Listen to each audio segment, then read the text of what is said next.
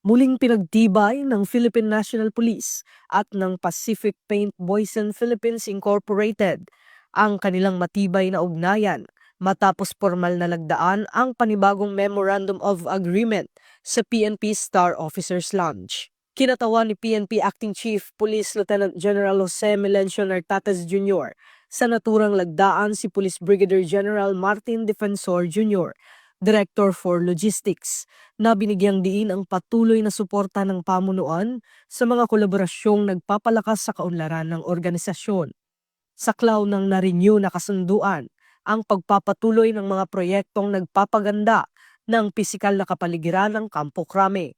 Muling tiniyak ng mga kinatawan ng Boysen na sina Marketing Manager Virgil Joco at Assistant Area Manager June Louis Marcelo ang kanilang suporta sa pagpapanatili ng malinis, maayos at profesional na imahe ng PNP National Headquarters.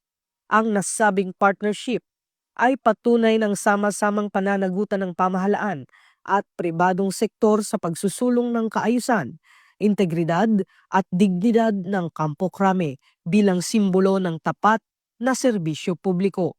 Ito ang bagong PNP para sa bagong Pilipinas, serbisyong mabilis, tapat at nararamdaman.